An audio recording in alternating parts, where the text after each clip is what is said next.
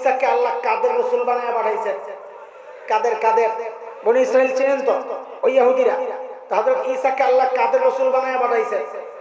ইহুদিদের। বলেন, সহজ করে বলেন, কাদের? বনি ইসরাইল মানে ইহুদিদের। এটা মাথায় রাখেন, এটা হচ্ছে আমাদের আলোচনার মূল পয়েন্ট।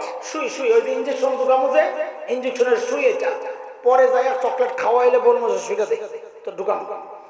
2 নম্বর স্লোগানের 2 নম্বর অংশ, হযরত ঈসা বলেন, এতদিন তো আমি বয়ান করছি, এখন আখেরি পয়গম্বর, প্রধান অতিথি, প্রধান বক্তা আসছে, আমার পরেই তিনি আসছেন, তার নাম হবে আহমদ। আল্লাহু আকবার বলেন। কেন বললাম আল্লাহু আকবার? আমার নবীকে আল্লাহ যা দিছেন সব সেরা সেরা জিনিস দিছেন, আরে নাম দিছেন তো 2টা সেরা নাম দিয়া দিছেন। আমার নবীর এক নাম আহমদ। আহমদ মানে সবচেয়ে বেশি প্রশংসাকারী। আল্লাহর নবী মাকামে মাহমুদের মধ্যে সিজদায় পড়ে আল্লাহর এমন এমন শব্দে এমন এমন প্রশংসা করবেন, নবী বলেন এর আগে এবং পরে এমন প্রশংসা কেউ কোনোদিন করে নাই, করবে না। আমার নবীর আরেক নাম মুহাম্মদ। মুহাম্মদ মানে সবচেয়ে বেশি প্রশংসিত। কি দারুণ না! কাফেররা মাঠে ঘাটে হাঁটে যা বদনাম করে, এই শোনো মুহাম্মদ খারাপ মানুষ, তার কাছে যাইবা না। পাবলিক পাল্টা প্রশ্ন করে, যিনি সবচেয়ে বেশি প্রশংসিত তিনি আবার খারাপ হয় কেমনে? লাগছেনি পেস, বুঝেন নাই? পেস মশওয়ারা বইছে, কই রে মুহাম্মদ নামটা বইলে তো বদনাম করা যায় না, পাবলিক উল্টা কথা কয়, কি করা যায়? কয় নাম পাল্টা, নামডারে। এই যুগের কোন পান্ডায় যদি ওই মিটিং এ থাকতো, মুরগি চোরা টাইপের কেউ বা কালামানিকা, তো কইতো কি নাম দেওয়া যায়, তো কইতো যে তেতুল হুজুর দিয়ালা, কইতো না এই শয়তান দিনে, কিন্তু ছিল না বই। আল্লাহু আল্লাহ রাব্বি আল্লাহু আল্লাহ, আল্লাহু আল্লাহ রাব্বি আল্লাহু আল্লাহ। কুরআনুল কারীমের 2 জায়গা, সূরা নাহল, সূরা ইব্রাহিম, এই 2 জায়গায় আল্লাহ এই কথাটা বলেছেন। আল্লাহ বলেন, ওয়া ইন তাউদ্দু নি'মাতাল্লাহি লা তুহসুহা ইন্নাল ইনসানা লাযালুমুন কাফফার।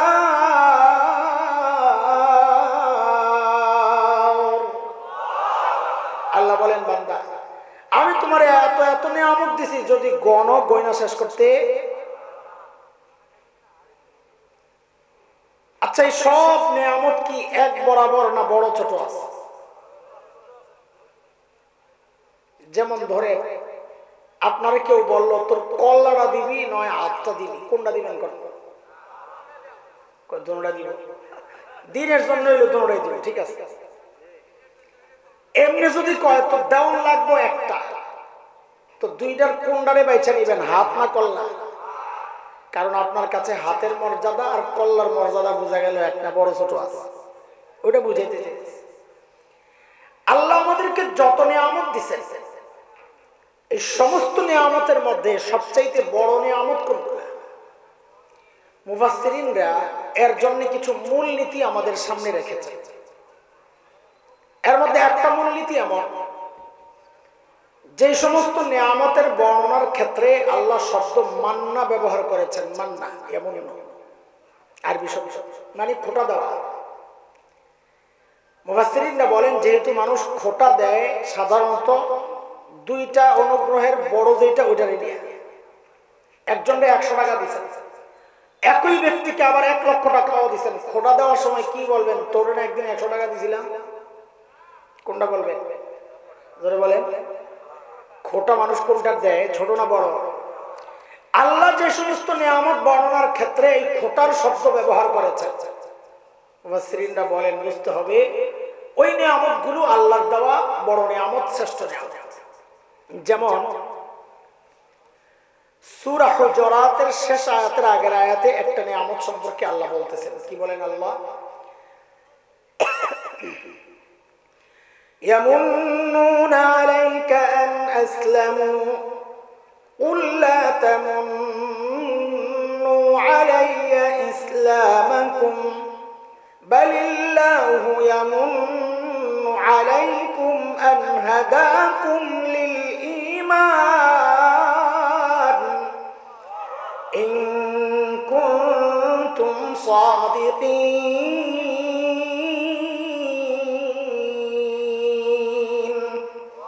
আল্লাহ বলেন বান্দা আমি যে তোমার ঈমানের নিয়ামত দিছি এটা আমার পক্ষ থেকে তোমার জন্য একটা বড় নিয়ামত এমনই আরেকটা নিয়ামতের কথা আল্লাহ বলেছেন শুরুতে আমি শুরুতে যে আয়াত পড়েছি সূরাতুল আলি ইমরান 164 নম্বর আয়াত ওই আয়াতে আল্লাহ আরেকটা বড় নিয়ামতের কথা বলেছেন কি সেটা আল্লাহ বলেন লাকাদ মান্নাল্লাহু আলাল মুমিনিনা ইয বা'আসা ফীহিম রাসূলান মিন আনফুসিহিম يتلو عليهم آياته ويزكيهم ويعلمهم الكتاب والحكمة وإن كانوا من قبل لفي ضلال مبين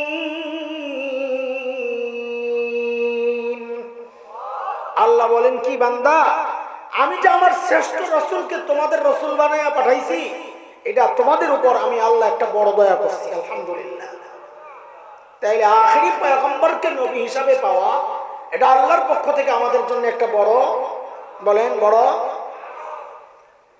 কত বড় নিয়ামত আজকে আমরা সেটা বুঝাবো ইনশাআল্লাহ আমার নবী আমার জন্য কত বড় নিয়ামত নবী চিনেননি আপনারা কথা বলেন এই নবী চিনেন আসলে হ্যাঁ হ্যাঁ চিনেন তো বাংলাদেশে বহু মানুষ এমন আছে হ্যাঁ চেহারার দিকে তাকাইলে মনে হয় না মুসলমান সন্দেহ দূর করার জন্য জিজ্ঞেস করছে ভাই একটা কথা জিজ্ঞেস করতে পারি কি কথা বলে আপনার নাম কি তো কয় সুমন কি নাম এখন পড়ে গেছে আরেক চিন্তার কোন সুমন সুমন খান না সুমন মন্ডল মানে মুসলমানেও তখন সুমন নাম রাখে হিন্দুও রাখে এটা কোনটা সন্দেহ দূর করার জন্য জিজ্ঞেস করছে আচ্ছা আপনি কি নবী চিনেন মনে করছে নবীর কথা যদি কয় তো বোঝা দেব মুসলমান না হিন্দু নবী চিনেন যেই এটা জিজ্ঞেস করছে বাপ রে বাপ এমন খেপা খেপসা আমি নবী চিনি আশিক রাসূল কি বাপ রে বাপ আশিক রাসূলের যে চেহারা সুবহানাল্লাহ দাড়ি ছাড়া বেটা আশিক রাসূল তো এই বেটায় নবী চিনি খালি চিনে না আশিক রাসূল আপনারাও এরকম চিনেন না আসলেও চিনেন চলেন না আজকে একটু নবী চিনি ইনশাআল্লাহ আগ্রহ আছে বলেন আগ্রহ আছে আজকে আমরা একটু নবী চিনি ইনশাআল্লাহ হ্যাঁ হ্যাঁ হ্যাঁ নবী চেনার জন্য ছোট্ট একটা উদাহরণ শুনে এই উদাহরণটা যত বুঝবেন নবী চেনা তত সহজ হবে ইনশাআল্লাহ একজন ঢাকায়া বাবা কোন বাবা পোলাপান আমার সাথে কথা বলা লাগবে আমি একা একা কথা বলতে পারবো না অডেল সম্পদের মালিক অডেল তো বুঝেন হিসাব ছাড়া বলেন তো এই বাবা নরম না গরম টাকার একটা গরম আছে না পকেটটা খালি থাকলে মনটা মরা মরা লাগে পকেটে টাকা থাকলে শরীরটা যখন চাঙ্কা লাগে বাবাই এটা খালি আমারই হয় না আপনাকে হয় সবাই ওই বেটার টাকার অভাব নাই বেটার একটা মেয়ে কয়টা দেখেন বাবা মেয়ের সম্পর্কটা একটু আলাদা একটু টান বেশি থাকে পোলা আবার যায় বাপের ধরিস না এটাই তো কই সারা জীবন মাইয়ারে বেশি আদর করো হুজুর আজকে ছাগল কাই তুই কত জায়গায় আদর পাস বাইরে যাইয়া মাইয়া কোথাও যাইতে পারে তুই শ্বশুর বাড়িতে যাইয়া যে আদরটা পাবি তোর শাশুড়ি বিপদে বইরা মাইয়ার সুখের চিন্তা কইরা মন না চাইলেও যেটা এটাও খাওয়ায় আর এই মাইয়া তো যাই শাশুড়ির গুতা ননদের গুতা খাওয়া শুরু তো বাপে একটু আগে ভাগে আদর করে দেয় এটা হিংসা করিস না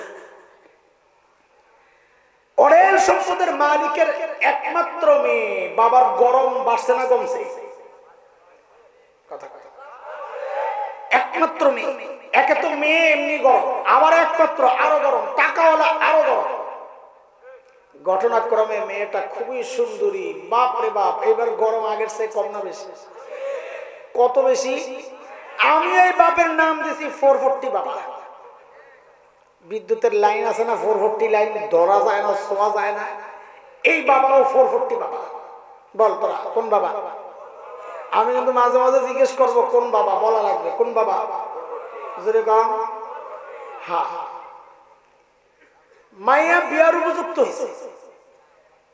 এক লোক আসছে বিয়ার প্রস্তাব লিয়া, ঢাকায়, কিন্তু আমি ওইভাবে একটু বলুন বুঝালো। এক বেটা আইছে বিয়ার প্রস্তাব লিয়া, তো মাইয়ার বাপ জিগায় আপনি কেঠা কেঠা বুঝেন তো?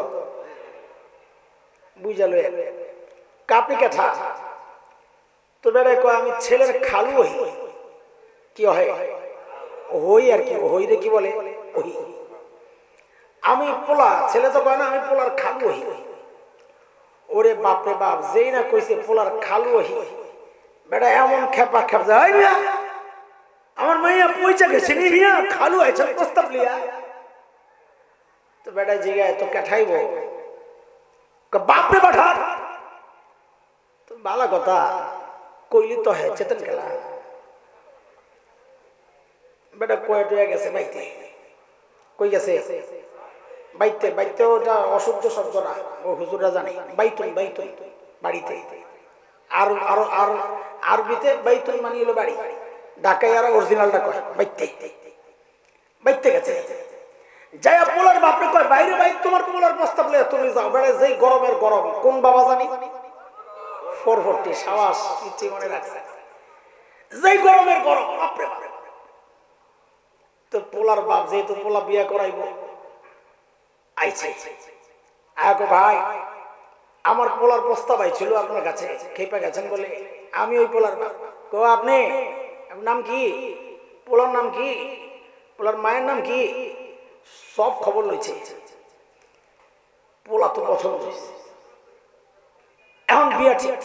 আর খেয়াল করে ফালতু আলাপ করতেছেন, এটা যত বুঝবেন নবী সিনা তত সহজ।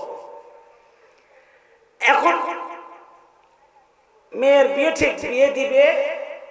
এবার আপনারা বলেন, এই বাবা যখন মেয়েকে বিদায় দিবে, শাড়ি কেনার সময় দামিটা কিনবে না কম দামি? কেন? কারণ তার টাকার অভাব নাই, খরচের জন্য মেয়ে ছাড়া জায়গা নাই। তো শাড়ি কিনতে যায় সেরাটাকে, গয়না কিনতে যায় সেরাটাকে, প্রসাধনী কিনতে যায় সেরাটাকে, যা কিনতে যায় সব সেরা সেরা জিনিস দিয়া ওই মেয়েরে বিদায় দেওয়ার কথা, নাকি? কথা ঠিক কিনা? দোস্ত, একজন বাবা তার মেয়েকে যতটা ভালোবাসে, আল্লাহ সুবহানাহু ওয়া তাআলা তার প্রিয় হাবিব সাল্লাল্লাহু আলাইহি ওয়াসাল্লামকে তার চেয়ে হাজার কোটি গুণ বেশি ভালোবাসে। একজন বাবা যদি তার সন্তানকে বিদায় দেওয়ার সময় সামর্থ্যের সবটুকু দিয়া, সব সেরা সেরা জিনিস দিয়া সাজায়া বিদায় দিতে পারে, তো আল্লাহ আমার নবীকে দুনিয়ায় পাঠানোর সময় সব সেরা সেরা জিনিস দিয়া সাজায়া তারপর আমার নবীরে দুনিয়ায় পাঠাবে। এইটাই, এই আঙ্গিকে কিছু কথা আপনাদের শোনাইতে চাই। মনে রেখেন, এগুলাই আমার মূল কথা না। এগুলো হলো মূল কথায় যাওয়ার আগে একটু খাতির পাতা। ছোট্ট বাচ্চা লইয়া হসপিটালে গেলে ডাক্তার যদি বুঝে আর ইঞ্জেকশন দেওয়া লাগবে বিচ্ছিরে, দইরাই ঢুকায় দেয় না। কি করে? একটা চকলেট দেয়, আব্বু খাও। পিচ্ছির চকলেট খায়, দুষ্টামি করে, এই আস্তে আস্তে ইঞ্জেকশন রেডি করে। তো যেই রেডি হয় তো জিজ্ঞেস করে, আব্বু চকলেট খাইছো? জি আঙ্কেল। মজা? হ্যাঁ মজা। আচ্ছা আব্বু কোনদিন পিঁপড়ার কামড় খাইছো? খাইছি। ব্যথা পাও? এটা বাপ লইছে। তো ডাক্তার আস্তে করে ইঞ্জেকশনটা নিয়ে ঢুকায়া দেয়। এখন আর কান্তারে না, দুই কারণে। এক হলো ঘুষের চকলেট এখনো মনে, খানার ঘুষ বড় মারাত্মক ঘুষ। আরেকটা হইলো একটু আগে একটা ভাব হয়েছিল পিঁপড়ার কামড়ে হ্যাঁ ব্যথা পায় না, ওই ভাবের লোকেও আমার কান্তারে না। ডাক্তার কিচ্ছা খালি চাই। আমি শুরুতে ওই চকলেট খাওয়াবো, চকলেট মনে করেন না এটাই আমার বয়ান। না না, এটা চকলেট। চকলেট যখন দেখুন যে ইঞ্জেকশন দেওয়ার সময় হয়েছে, তখন আস্তে করে কটুট করে ঢুকাই দেবেন ইনশাআল্লাহ। বুঝে আসছে না কথা? বয়ানের লাইন টেন বুঝে লইয়েন, ঠিক আছে ইনশাআল্লাহ। চলেন চলেন, নবী চিনাই। আজকে কি চিনবো আমরা? নবী চিনব।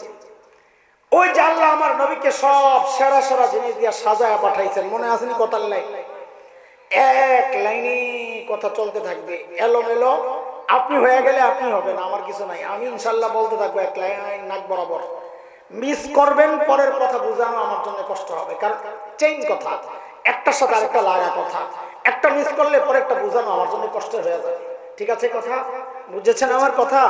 বলে হ্যাঁ 12টার সময় এসে কত কত আমরা এখন জামুগা দ্রাসি কুটি কুটি দিব, আমরা স্লোগান টোলান দেবে জামুগা। হ্যাঁ এসে আমি খাতির জামাই আস্তে আস্তে কথা বলি, আমি আগে গেছি, ভালো লাগলে বল নাহলে জানগা, মাইকওয়ালা থাকলে আমার চল। আল্লাহ তাআলা আমার নবীকে পাঠানোর ক্ষেত্রে সব লক্ষ্য করেছেন। এক নাম্বার, আমি আমার নবীর দুনিয়ায় ফ্রিতে পাঠাবো। বলে কেমনে পাঠাইবেন? চাইয়া নিতে হবে, চাইয়া, প্রস্তাব দিয়া।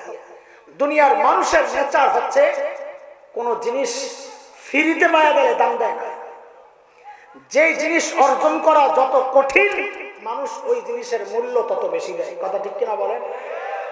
আল্লাহরও সিদ্ধান্ত, আমি আমার নবীকে ফ্রিতে দিব না, চায়া নিতে হবে, চায়া। বলে চায়া নেবে যে প্রস্তাব দিয়ে নিতে হবে? বলে হ্যাঁ প্রস্তাব দিয়ে নিতে হবে। বলে প্রস্তাব কে দিবে? ও আগের উদাহরণ মাথায় রাখা লাগবে। বলে খালু মালু চলবো না, মনে আসেনি কথা?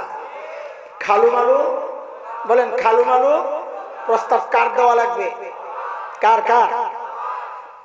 আল্লাহরও সিদ্ধান্ত, আমার নবীর নিতে হইলে নবীর বাপের প্রস্তাব দিতে হইব। ধর্মীয় বাপ কে? যেরকম কে? মিল্লাতা আবিকুম ইব্রাহিম হুয়া সাম্মাকুমুল মুসলিমিন।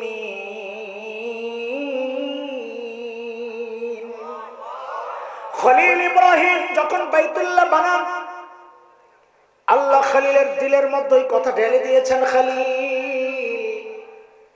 এত দামি একটা কাজ আপনি করেছেন খলিল, আমি এখন আপনাকে পুরস্কার দিতে চাই। কি নিবেন বলেন?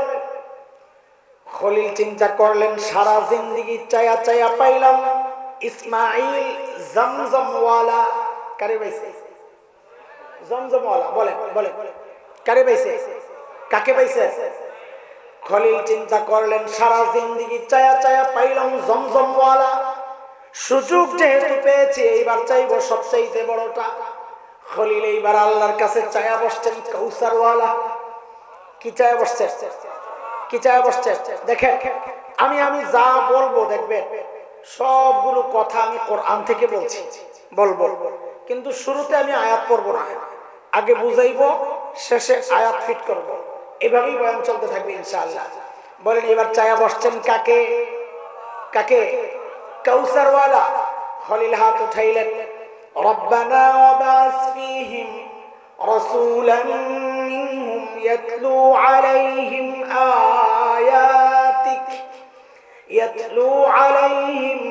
আয়াতিকা ওয়া ইউআল্লিমুহুমুল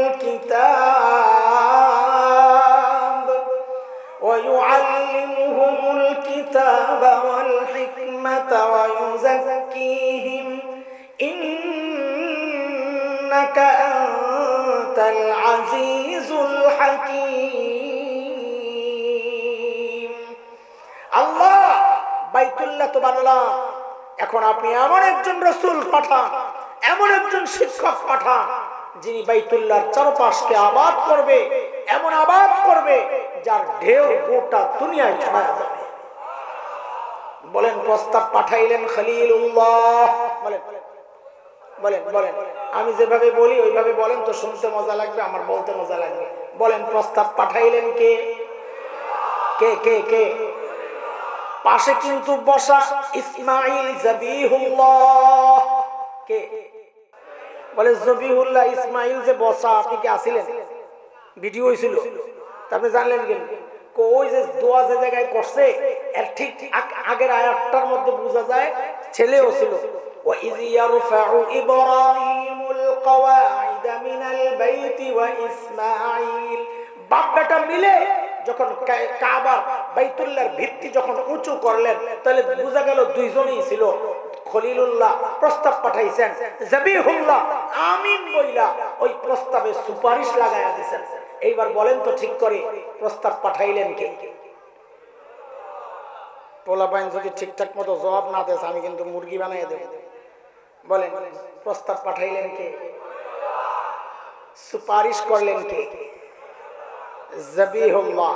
যে অফিসের মধ্যে বসে বসে কারবারটা চলছিল ওই অফিসের নাম হইল বাইতুল্লাহ। অফিসের নাম বলেন আবার ঠিক করে। প্রস্তাব পাঠাইলেন কে? সুপারিশ করলেন কে? অফিসের নাম কি?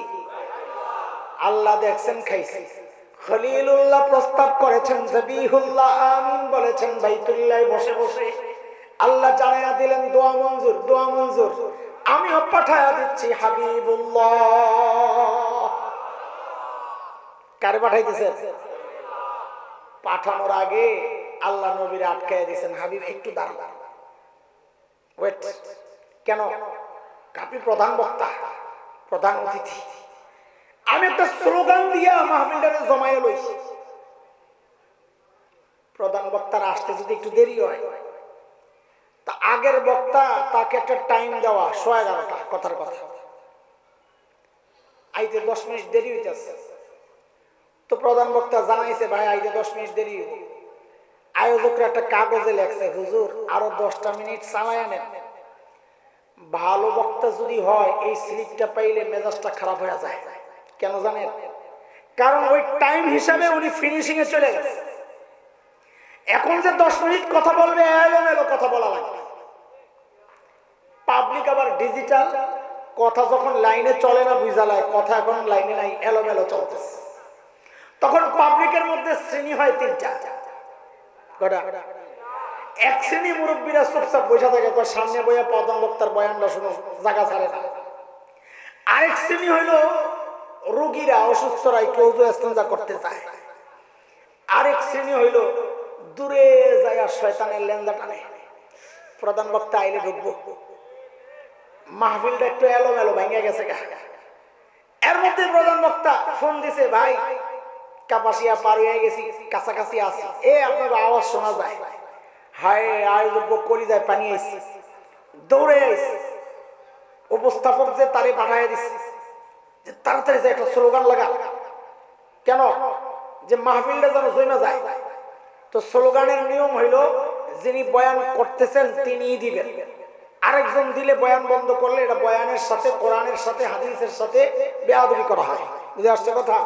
বয়ান থামায়া স্লোগান দেওয়া যাবে না, তিনি নিজে দিবেন। তো বাস আগের বক্তাই স্লোগান ধরছে, লিল্লাহি তাকবীর, আল্লাহু আকবার। প্রধান বক্তার আগমন, শুভেচ্ছা, স্বাগত। তো সব চারদিক দিয়ে দৌড়ে আইতেছে, এই আয়া পড়ছে বলে বড় হুজুর। আল্লাহ তাআলা আমার নবীকে দুনিয়ায় পাঠানোর সময় এই বিষয়টাও লক্ষ্য রেখেছে, হাবিব একটু অপেক্ষা। কেন? বলে মজমা এলোমেলো হয়ে গেছে, আমি একটা স্লোগান দেওয়াই। বলে স্লোগান দিবে কে? বলে আগের বক্তা নবী ঈসা আলাইহিস সালাম স্লোগান দিবে। আল্লাহ নবী ঈসাকে বলছে, প্রধান বক্তা আসতেছে, প্রধান মেহমান আসতেছে, আপনি একটা স্লোগান লাগান। ও ভাই আমি আগেই বলেছি আমার কথাগুলো কোরআনের বুঝাইয়া বুঝাইয়া আয়েশা শেষে আয়াত ফিট করব। সূরা সফ আয়াত 6 হযরত ঈসার স্লোগান। আল্লাহ কি বলে? ওয়া ইয ক্বালা ঈসা ইবনু মারইয়াম ইয়া বানি ইসরাঈল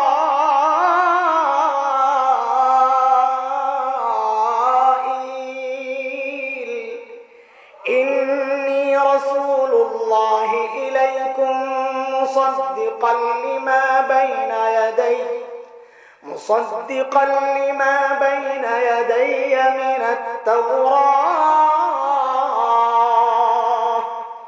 ومبشرا برسول يأتي من بعد اسمه أحمد। ও বনি ইসরাইল শুনো শুনো, এতদিন তো আমি ওয়াজ করছি, কে বলতেছেন? হযরত ঈসা। বলেন কে বলতেছেন? এতদিন তো আমি ওয়াজ করছি, এখন প্রধান বক্তা আসতেছে। আল্লাহ তো আমারে পাঠাইছিলেন তোমাদের রাসূল বানাইয়া, ইন্নী রাসূলুল্লাহি ইলাইকুম। মাদ্রাসার ছাত্ররা, নবীন আলেমরা, তরুণ যুবারা, তোমাদের এক ভাই কিছু ভাষা ভাষা কথা বলবে, একটু মনোযোগ সহ শোনা দরকার। এই বিষয়গুলো না বুঝার কারণে সমাজে বহু ফিতনা ছড়াচ্ছে। আমি কথা বলি না, কারণ আমি এইভাবে আমি আমার নবীকে চিনি না। এই জন্য আজকে ভেতর থেকে আমি নবী চিনাইতে চাই। ভয়ঙ্কর দুইটা ফিতনা মোকাবেলার জন্য এগুলা কাজে লাগবে ইনশাআল্লাহ। হযরত ঈসার দুইটা বক্তব্য, স্লোগানের মূল পয়েন্ট কয়টা বলেন? কয়টা? এক নম্বরটা সবাই মুখস্থ করবে, কারণ এটা যত মুখস্থ থাকবে, মাথায় থাকবে, বহু ফিতনার জবাব আপনি দিতে পারবেন। বলেন, হযরত ঈসা বলেন, ও বনি ইসরাইল, সবাই বলা লাগবে, ও বনি ইসরাইল, আল্লাহ আমাকে তোমাদের রাসূল বানায়া পাঠাইছেন। বলেন, ও বনি ইসরাইল। এটা কার কথা? কার কথা? হযরত ঈসা। আল্লাহ তো কোরআনে আনছেন, ঈসার বক্তব্যটা আনছেন। তো বলেন, ও বনি ইসরাইল, আল্লাহ আমাকে তোমাদের রাসূল বানায়া পাঠাইছেন। তো বলেন তো, হযরত ঈসাকে আল্লাহ কাদের রাসূল বানায়া পাঠাইছেন? কাদের? কাদের? বনি ইসরাইল চেনেন তো, ওই ইহুদিরা। তো হযরত ঈসাকে আল্লাহ কাদের রাসূল বানায়া পাঠাইছেন? ইহুদিদের। বলেন, সহজ করে বলেন, কাদের? বনি ইসরাইল মানে ইহুদিদের। এটা মাথায় রাখেন, এটা হচ্ছে আমাদের আলোচনার মূল পয়েন্ট। সুই সুই, ওই যে ইনজেকশন ঢুকামো, যে ইনজেকশনের সুই, এটা পরে যায় চকলেট খাওয়াইলে বলবো সুইটা দেখে তো ঢুকাম। দুই নম্বর স্লোগানের 2 নম্বর অংশ, হযরত ঈসা বলেন, এতদিন তো আমি বয়ান করছি, এখন আখেরি পয়গম্বর, প্রধান অতিথি, প্রধান বক্তা আসছেন, আমার পরেই তিনি আসছেন, তার নাম হবে আহমদ। আল্লাহু আকবার বলেন। কেন বললাম আল্লাহু আকবার? আমার নবীকে আল্লাহ যা দিছেন সব সেরা সেরা জিনিস দিছেন, আরে নাম দিছেন তো দুইটা সেরা নাম দিয়া দিছেন। আমার নবীর এক নাম আহমদ। আহমদ মানে সবচেয়ে বেশি প্রশংসাকারী। আল্লাহর নবী মাকামে মাহমুদের মধ্যে সিজদায় পড়ে আল্লাহর এমন এমন শব্দে এমন এমন প্রশংসা করবেন, নবী বলেন, এর আগে এবং পরে এমন প্রশংসা কেউ কোনোদিন করে নাই, করবে না। আমার নবীর আরেক নাম মুহাম্মদ। মুহাম্মদ মানে সবচেয়ে বেশি প্রশংসিত। কি দারুণ নাম! কাফেররা মাঠে ঘাটে হাঁটে যা বদনাম করে, এই শোনো, মুহাম্মদ খারাপ মানুষ, তার কাছে যাইবা না। পাবলিক পাল্টা প্রশ্ন করে, যিনি সবচেয়ে বেশি প্রশংসিত তিনি আবার খারাপ হয় কেমনে? লাগছেনি পেস, বুঝেন নাই? পেস মশওয়ারা বইছে, কই রে মুহাম্মদ নামটা বইলে তো বদনাম করা যায় না, পাবলিক উল্টা কথা কয়, কি করা যায়? কয় নাম পাল্টা, নামডারে। এই যুগের কোন পান্ডায় যদি ওই মিটিং এ থাকতো, মুরগি চোরা টাইপের কেউ বা কালামানিকা, তো কইতো কি নাম দেওয়া যায়? তো কইতো যে তেতুল হুজুর দিয়ালা, কইতো না এই শয়তান দিনে। কিন্তু ছিল না বইলা ওই যুগের পান্ডারা কয়, তাহলে মুহাম্মদ বাদ দিয়া মুজাম্মাম রাখ। কি রাখবে? নাউজুবিল্লাহ পড়েন। মুজাম্মাম মানে যিনি সবচেয়ে বেশি নিন্দিত। ফয়সালা হয়েছে, ঠিক আছে, এখন দিয়া মুজাম্মাম ডাকো। বাজারে যায় কয়, শোন, ওই যে মুজাম্মাম আছে না, খারাপ লোক, তার কাছে যাইবা না। পাবলিক 40 বছর থেকে জানছে একজন মানুষের নাম মুহাম্মদ, হঠাৎ করে নাম পাল্টায় যায়, কয় মুজাম্মাম। তো পাবলিক জিগায়, মুজাম্মাম কেডা? চিনলাম না তো, লাগছেনি রেজায়। আল্লাহ আমার নবীর এমন নাম রাখছে, তুমি সারা জিন্দেগি বদনাম করবা। বদনাম করতে করতে করতে করতে দিন শেষে যদি জিজ্ঞেস করা হয়, এই তুমি কার বদনাম করতেছো? বলে মুহাম্মদ যিনি সবচেয়ে বেশি প্রশংসিত তার বদনাম করতেছি। বলে তোর মাথা ঠিক আছে? যিনি সবচেয়ে বেশি প্রশংসিত তার আবার বদনাম হয় কেন? আল্লাহু আকবার কইবেন না? আল্লাহু আকবার। আমার নবীকে আল্লাহ যা দিয়েছেন সব সেরা সেরা। কয়টা বলবো? একটু বরকতের কথা শোনাই। হযরত আমিনা বলেন, আমার আদরের দুলাল যখন আমার পেটে, আমি যখন জমজমের কুয়ায় যাই পানি ওঠানোর জন্য, এর যুবকরা বলো তো, কুয়ার পানি নিচে থাকে না উপরে? কয় উপরে। বলে কুয়া দেখেন নাই, এই জন্যই তো জিজ্ঞেস করছি, কুয়ার পানি নিচে না উপরে? হযরত আমিনা বলেন, আমার আদরের দুলালের বরকত, আমি যখন জমজমের কিনারায় যাই পানি ওঠানোর জন্য, তো দেখি যে পানিগুলো আস্তে করে উপরের দিকে উঠা যায়। আমি চলে গেলে পানিগুলো আবার নিচে চলে যায়। মক্কার মেয়েরা বলে, আমিনা, আমরা পানি ওঠানোর আগ পর্যন্ত তুমি একটু দাঁড়াও, কারণ তুমি চলে গেলে পানিটা এত নিচে চলে যায়, আমাদের উঠাইতে কষ্ট হয়, তুমি থাকতে থাকতে আমরা একটু পানি উঠাই আনি। হযরত হালিমাতুস সাদিয়া বলেন, আমি যখন আমার স্বামী সহ তায়েফ থেকে মক্কায় আসি, একটা ছোট্ট বাচ্চার লালন পালনের বিনিময়ে কিছু পয়সা পাবো এই আশায়, কিন্তু আমরা ছিলাম গরিব মানুষ, আমার বাহনটাও বড় দুর্বল, সবল বাহনওয়ালারা আমাদের আগে আগে চলে আসছে। আইসা ধনী ঘরে ঢুইকা ঢুইকা ছেলে পেলে যা পাইছে নিয়ে নিছে আগে আগে। আমরা মক্কায় যায় খবর পাইলাম কোনো বাচ্চা আর বাকি নাই, কোনো বাচ্চা আর বাকি নাই, সবাই আগে আগে সব বাচ্চা নিয়ে নিছে। শুধু একটা বাচ্চা এতিম, ওই বাচ্চাকে আনার জন্য কেউ যায় না, টাকা পয়সা দিবে কে? হযরত হালিমা বলেন স্বামীকে বললাম চলেন, টাকা পয়সা লাগবে না, খালি হাতে যাওয়ার চেয়ে এতিম বাচ্চাটারে নিয়ে নেই। আসলে কপাল খুলছে, বলে আসলে, বলেন আসলে। হযরত হালিমা বলেন আমি যখন বোন আমেনার ঘরে যাই, বাচ্চাটা শোয়ানো, ঢুইকায় বাচ্চার চেহারার দিকে তাকায়া, আহারে আমি আর চোখ ফিরাইতে পারি না, আহারে যেন চাঁদের টুকরাটা আইসা বসে রয়েছে। আমি দৌড়াইয়া যায় বুকের সাথে জড়াইয়া নিলাম। আমার কাছে মনে হইল বাচ্চাটাও যেন আমার জড়াইয়া ধরে রাখছে, মানে ছাড়তে মন চাইতেছে না। স্বামীরে বললাম টাকা পয়সা লাগবে না, মনে হচ্ছে যেন একটা বড় কোনো নিয়ামত পেয়ে গেছি। এ যুবকরা এর পরের অংশটা একটু খেয়াল করে শোনো। হযরত হালিমা বলে আমি বাচ্চাটারে বুকে নিয়ে যখন বাহনের উপর চড়ে বসলাম, আমার স্বামী যখন যায় সামনে যায় বসলেন, ড্রাইভার সাহেব কই থাকে, পিছনে না সামনে? সামনে যায় বসছে। বলে যেই না আমার স্বামী বাহনে উঠলো, অমনি বাহনটা ধপাস করে বসে বসছে। আমি অবাক হয়ে তাকায় আছি, কিরে এই বাহন তো আমাদেরকে সেই সুদূর তায়েফ থেকে মক্কায় নিয়ে আসছে, ছোট্ট বাচ্চার ভারে তো বাহনটা বসে যাওয়ার কথা না। আমার কেমন কেমন জানি লাগতেছে একটু আগের থেকেই। স্বামীকে বললাম দেখি একটু নেমে দাঁড়ান তো। যেই না আমার স্বামী বাহন থেকে নেমে দাঁড়ালেন, অমনি বাহন আবার লাফ দিয়া দাঁড়ায় গেছে। আমি আমার স্বামীরে বললাম দেখি তো, আবার ওঠেন তো দেখি। যে না আমার স্বামী আবার বাহনে উঠলেন, অমনি বাহনটা আবার ধপাস করে বসে পড়ছে। আমার স্বামীকে বললাম আবার একটু নাইমা দাঁড়ান তো দেখি। যে না আমার স্বামী নেমে দাঁড়ালেন, অমনি বাহন আবার লাফ দেয়া দাঁড়ায় গেছে।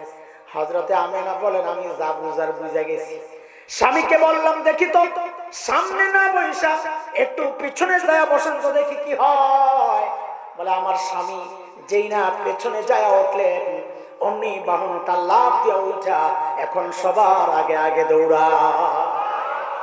আল্লাহ দেখা দিছে হালিমা, আমার নবী ছোট্ট বাচ্চা, দাম দাও না, না তোমার জামাই পিঠ দিয়ে বইছে, আমার নবীকে অসম্মান করার জন্য আমি দুনিয়ায় পাঠাই নাই। আহারে যুবক, আহারে বাবা, আহারে ভাই, অথচ সেই নবীর ইজ্জত নিয়া কুলাঙ্গাররা তোমার জমিনে কথা বলে, তুমি চুপচাপ বসে থাকো। এটা মৌলবীদের কাজ, এটা তোমার কাজ না। মুসলমান দাবি করো, না না না, এই জায়গায় আলেম থেকে বিচ্ছিন্ন হইলে চলবে না। কোথাও যদি দেখো আমার নবীকে নিয়ে কেউ কটূক্তি করছে, সাথে সাথে কল্লা ফালায়া দিতে হবে, তার সাথে কোনো আপোষ নাই। বাংলাদেশে সবাই থাকতে পারবে, নবীর দুশমনদেরকে থাকতে দেব না, থাকতে দেওয়া হবে না।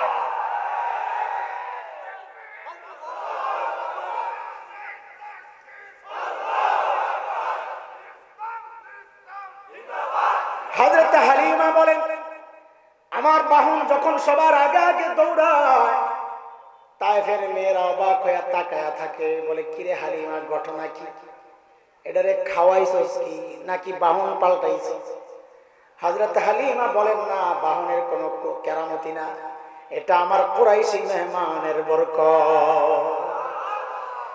তায়েফ পৌঁছার পর হযরত হালিমার বকরিগুলো ঘাস খায় যখন ঘরে ফেরত আসে, সবাই লক্ষ্য করে হালিমার বকরির ওলানগুলা দুধে ভরা।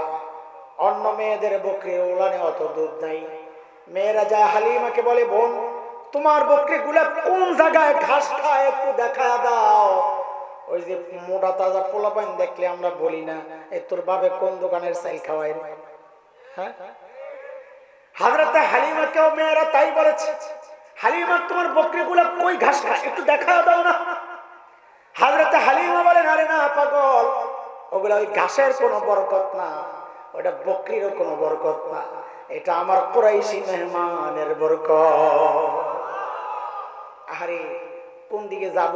এইভাবে বলতে গেলে রাত শেষ হবে, ইনজেকশনের টাইম দেবো, হাসপাতাল বন্ধ হয়ে যাবে। চলেন চলেন আমরা আমাদের মূল পয়েন্টের দিকে যাই। কি বুঝলাম এতক্ষণ? আমার নবীকে আল্লাহ যা দিয়েছেন সব সেরা। বলে উম্মত দিছেন, কিতাব দিছেন, দিন দিছেন, বন্ধু দিছেন, আবু বকরের মতো সেরা বন্ধু। সুবহানাল্লাহ। দুনিয়ার বন্ধু তো খালি বন্ধুর পকেট থেকে খালি খাইতে চায়। আর নবী কয় আবু বকর কেমন বন্ধু জানো? ইন্না আমান্নান নাস আলাইয়া বিসহবাতিহি ওয়া মালিহি আবু বকর। আমার উপর তার মাল দিয়া, সঙ্গ দিয়া সবচেয়ে বেশি দয়া করছে যেই মানুষটা, তার নাম হচ্ছে আবু বকর। আল্লাহ ঠোঁট দিছেন তো সেরা, চোখ দিছেন তো সেরা, কালার দিছেন তো সেরা, চুল দিছেন তো সেরা, এমনকি ঘাম দিছেন তো সেরা। কারণ আমার আপনার ঘামের দুর্গন্ধে ধারে কেউ কেউ বসতে পারে না, অথচ নবীজির ঘাম সাহাবায়ে কেরাম বোতলে সংগ্রহ করতেন। এমন অনুষ্ঠান হইলে লাগায়া দিতেন, গোটা অনুষ্ঠানটা সুঘ্রাণে মৌ মৌ করত। যা দিছেন সব সোজা কথা। কিন্তু কিন্তু এ ঢুকতেছি মনোযোগ। কিন্তু একটা জায়গায় একটু আপত্তি আছে। হুজুর মিলে না, হিসাব মিলে না। কি মিলে না? তো ওই যে কইলেন, ওই যে বাবা, কোন বাবারে? আচ্ছা, ওই 440 বাবা তার মেয়েকে এমন কোন ছেলের কাছে বিদায় দিবে যে ছেলের বাড়ি ঘর নাই? আপনি দিবেন? ওই বাবা তো বাবা, আপনি দিবেন? অথচ উদাহরণ তো আমরা ওইটাই দিলাম, কিন্তু আল্লাহ তাআলা তার নবীকে দুনিয়ায় পাঠানোর ক্ষেত্রে এই জিনিস লক্ষ্য করেন নাই। বলে মানে কি? কই আল্লাহ তো তার নবীকে না সব সেরা দিয়েছেন। বলে হ্যাঁ, কই দুনিয়ার সেরা সুন্দর জায়গা সুইজারল্যান্ডে তো পাঠাইলেন না। দুনিয়ার সেরা সুন্দর জায়গা ভূস্বর্গ বলা হয় কাশ্মীর, সেখানে তো পাঠাইলেন না। পাঠাইলেন কোথায়? জাজিরাতুল আরবে। কিছুক্ষণ আমার সাথে এই শব্দটাই বলবেন, এরপর আমরা শব্দ পাল্টাবো, আপনারাও পাল্টাবেন। এখন থেকে বলেন আল্লাহ আমার নবীকে কই পাঠাইছেন? সবাই বলেন, শব্দটার সাথে পরিচিত হন। কোথায়? জাজিরাতুল আরব। বলেন বলেন জাজিরাতুল আরব। বলেন জাজিরাতুল আরব। জাজিরাতুল আরব কোথায়, কেমন? কেমনটা আগে শুনে। খলিল ইব্রাহিমের জবানে আসছে কেমন? সূরা ইব্রাহিমে আসছে ওয়াদিন গায়রি যি যারা, বৃক্ষলতাহীন জলশূন্য বালুকাময় জায়গা। ফল নাই, ফসল নাই, গাছগাছালি নাই, পানি নাই, আছে শুধু মরুভূমি, বালু আর পাথর। জাজিরাতুল আরব বিশ্ব মানচিত্রে জাজিরাতুল আরব আল্লাহ আমার নবীকে কই পাঠাইছেন? বলেন। শুনে শুনে এখন থেকে কিছুক্ষণ আমরা প্রশ্ন করব, উত্তর দিব, উত্তরের উপর আবার প্রশ্ন, আবার উত্তর, আবার উত্তরের উপর আবার প্রশ্ন, আবার উত্তর, এইভাবে আগাইতে থাকবে। ঠিক আছে? তাহলে আপনাদের ইনশাআল্লাহ, তাহলে আপনাদের বুঝাটা সহজ হবে। বলেন আল্লাহ আমার নবীকে কই পাঠাইছেন? কই? জাজিরাতুল আরবে কেন পাঠাইলেন? প্রশ্ন। সুন্দর জায়গায় না পাঠাইয়া ওইখানে কেন? এটা বুঝার আগে, জবাব শোনার আগে একটা ছোট্ট কথা মাথার সাইডে দিয়ে একটু সেভ করে রাখেন। সেটা হলো আমাদের নবী ছিলেন একমাত্র বিশ্ব নবী। বলেন আমাদের নবী কি ছিলেন? বিশ্ব নবী বলি নাই। একমাত্র না বললে আমার সব আউলে যাবো, পিছনে যা বুঝাইছি সব বাদ। বলেন আমাদের নবী কি ছিলেন? সবাই বলেন, সবাই বলেন আমাদের নবী কি ছিলেন? একমাত্র বিশ্ব নবী মানে কি, কাকে বলে সেটা আমি পরে আসতেছি ইনশাআল্লাহ। আপাতত শুধু মাথায় ঢুকায় রাখেন একটা কথা আমি সেভ করে রাখছি, কি না কি সেটা? আমাদের নবী ছিলেন একমাত্র বিশ্ব। এবার বুঝেন আল্লাহ আমার নবীকে জাজিরাতুল আরবে কেন পাঠাইছেন। দেখেন জাজিরাতুল আরবের ভৌগোলিক অবস্থানটা একটু লক্ষ্য করেন। আপনারা যদি মানচিত্রে দেখেন তো দেখবেন তিন দিকে পানি। তিন দিক বলতে একদিকে পারস্য উপসাগর, ওমান উপসাগর, তারপরে আরব উপসাগর, ভারত মহাসাগর, পশ্চিমে আছে লোহিত সাগর। এই তিন দিকে সাগর, একদিকে জমিনের সাথে লাগা, জর্ডান, ইরাক, ওদিক দিয়ে একটু লাগা। তাহলে আবারও বলেন ফাঁকা কয়দিন? 3 দিক। পানি শূন্য কয় দিক? জমিনের সাথে লাগা কয় দিক? ঠিক মানব দেহের মধ্যে মানুষের যে হার্ট আছে, হার্ট কলব, কলবের যে অবস্থান 3 দিক শূন্য, 1 দিক লাগা শরীরের সাথে। এই জন্যে ভূবিজ্ঞানীরা জাজিরাতুল আরবকে বলে নাম দিয়েছে জিওগ্রাফিক হার্ট। এটা বিশ্ব মানচিত্রের হার্ট। তাহলে আমার নবীকে আল্লাহ পাঠাইছেন, এখন থেকে আর জাজিরাতুল আরব বলবো না, এখন থেকে বলবো আল্লাহ আমার নবীকে পাঠাইছেন হার্ট। বলেন বলেন কোথায়? বলেন কোথায়? বিশ্ব মানচিত্রের হার্ট। হার্ট হার্টের যে অবস্থা মানুষের দেহে, বিশ্ব মানচিত্রে জাজিরাতুল আরবের অবস্থাটাও ওই রকম, একদম সেন্টারে হার্ট। প্রশ্ন, হার্টে কেন পাঠাই? আগেই বলেছি উত্তর আসবে, উত্তরের উপর প্রশ্ন, আবার উত্তর আসবে, আবার উত্তরের উপর প্রশ্ন। এখন প্রশ্ন, আল্লাহ আমার নবীকে হার্টে কেন পাঠাইছে? পিছনে একটা কথা বলে আসছি, আমার নবী যেন কি ছিলেন? কি ছিলেন মনে আছে তো? বুঝেন হার্টে কেন পাঠাইছে।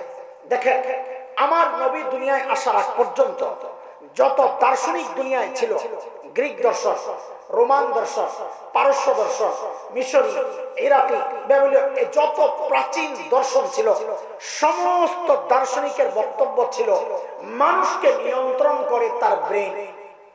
কে কে নিয়ন্ত্রণ করে? সর্বপ্রথম আমার উম্মি নবী সাল্লাল্লাহু আলাইহি ওয়াসাল্লাম সারা দুনিয়ার দার্শনিকদের বিরুদ্ধে দাঁড়ায়া ঘোষণা দিলেন, না না না, মানুষকে তার ব্রেন নিয়ন্ত্রণ করে না, মানুষকে নিয়ন্ত্রণ করে তার হার্ট।